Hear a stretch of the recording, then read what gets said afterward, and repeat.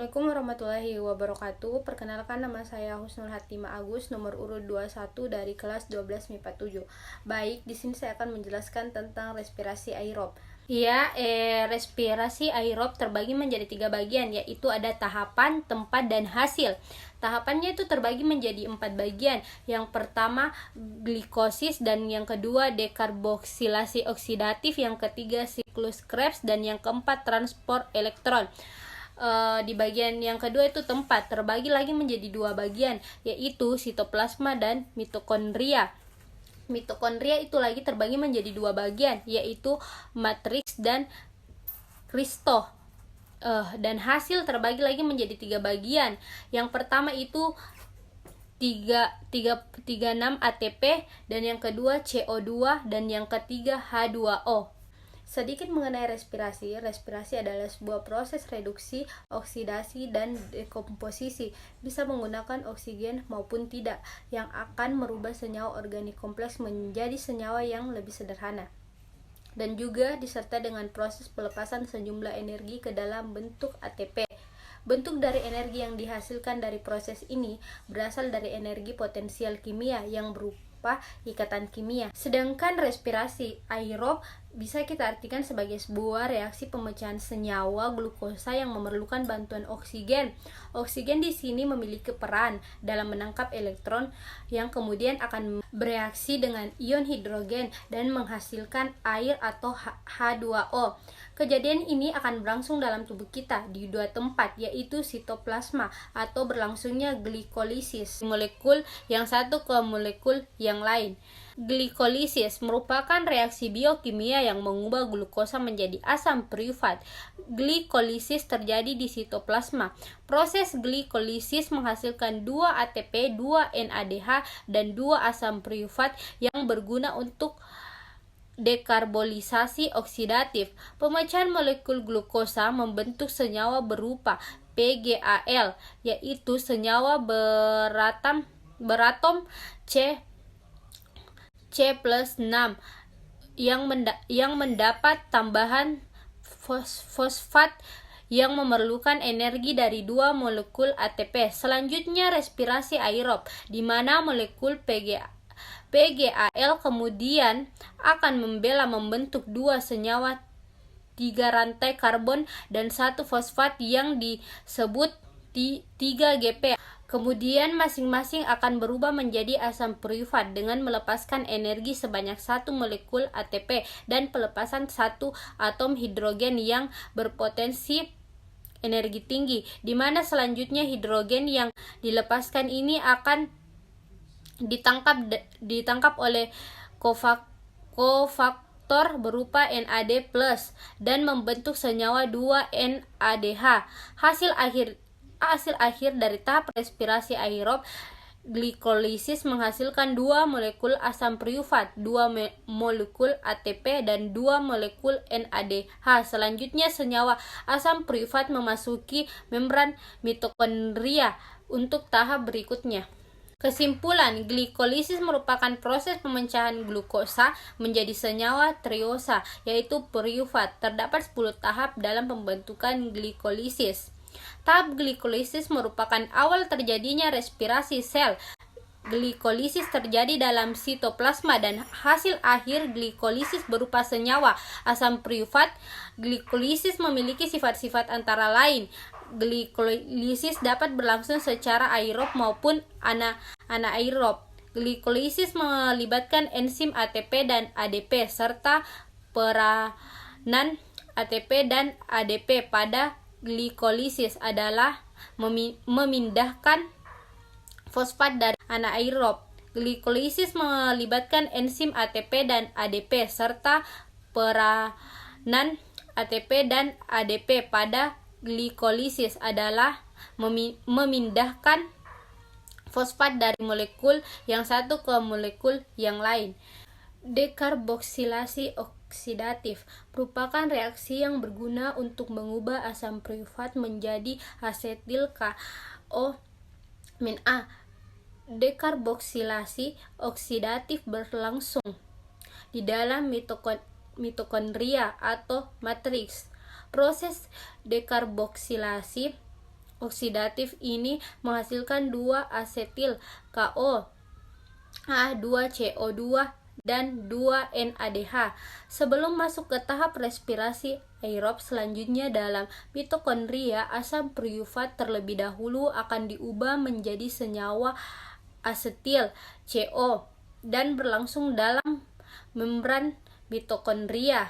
Senyawa asam piruvat yang mengandung 3 atom karbon dioksida dengan bantuan enzim piruvat dan membentuk NADH. Selanjutnya proses respirasi ini dengan terbentuknya senyawa dengan 2 atom karbon yang disebut ethylene group dan kemudian akan ditambahkan dengan koenzim A membentuk ethylene koenzim.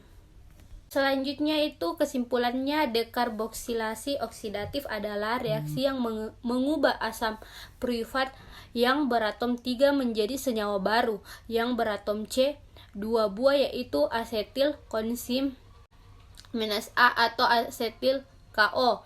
Pada tahap 1, molekul piruvat atau 3 atom C melepaskan elektron atau oksidasi, membentuk CO2 atau piruvat dipecah menjadi CO2 dan molekul berkarbon 2. Pada tahap 2, NAD+ direduksi atau menerima elektron menjadi NADH+, H+. Pada tahap 3, molekul berkarbon 2 dioksidasi dan mengikat koenzim A sehingga terbentuknya astel koenzim A. Reaksi yang dikatalisis dan kompleks piruvat dehidrogenasa dalam matriks mitokondria melibatkan 3 macam enzim, yaitu piruvat dehidrogenase, dehidrolipoil transetilase, dan dihidrolipoil dehidrogenase. Hasil akhir tahapan ini adalah astel koenzim A, CO2 dan 2 NADH. Siklus Krebs merupakan reaksi biokimia yang berguna untuk menghasilkan energi. Siklus Krebs terjadi di mitokondria atau matriks. Proses siklus Krebs berlangsung dengan menggunakan astel koenzim A, hasil dari dekarboksilasi oksidatif. Hasil dari proses siklus Krebs yaitu 2 ATP, 4 CO2, 2 FADH, 6 NADH dan asam sitrat. Respirasi aerob siklus Krebs diawali dengan masuknya astel beratom C2 yang bereaksi dengan asam beratom C4 menghasilkan asam sitrat beratom C6.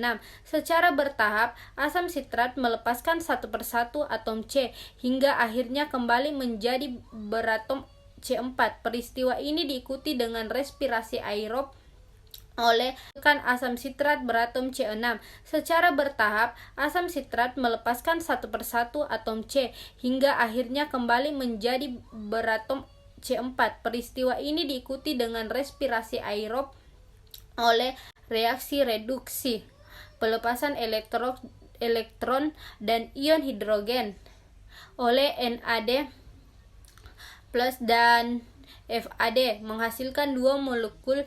Reaksi reduksi, pelepasan elektron dan ion hidrogen oleh NAD+ dan FAD menghasilkan 2 molekul NADH2, 2 molekul FADH2 dan 2 molekul ATP.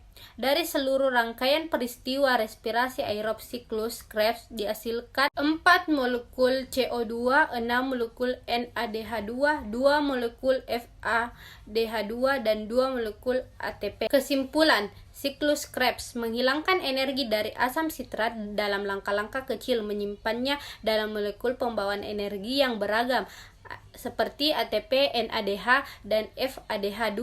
Asam sitrat juga produk pertama yang terbentuk dalam siklus Krebs, dan karena itu asam ini terjadi dalam metabolisme hampir semua makhluk hidup. Transport elektron merupakan proses pemindahan elektron melalui reaksi redoks. Reaksi redoks pada transport elektron melibatkan beberapa zat seperti koenzim sitokrom dan floprotein. Produk dari transport elektron yaitu ATP dan air. Proses ini terjadi di mitokondria atau membran dalam dan juga menggunakan akspektor O2 untuk ion hidrogen sehingga membentuk H2O.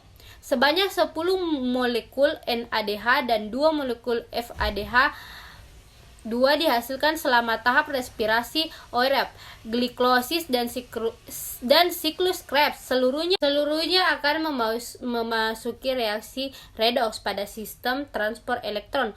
Mula-mula molekul NADH memasuki reaksi akan dihidrolisis oleh enzim dehidrogenase kembali menjadi ion NAD, diikuti pelepasan 3 ATP, kemudian diikuti molekul VADH yang dihidrolisis oleh enzim, kemudian menjadi ion FAD dan menghasilkan 2 molekul ATP. Keduanya juga melepaskan hidrogen diikuti elektron. Peristiwa respirasi aerob ini disebut reaksi oksidasi.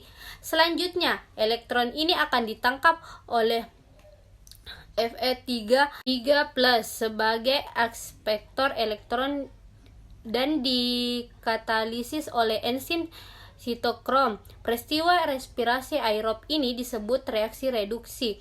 Reaksi reduksi dan oksidasi ini berjalan terus sampai di elektron ini ditangkap oleh oksigen sehingga berkaitan dengan ion hidrogen menghasilkan H2O.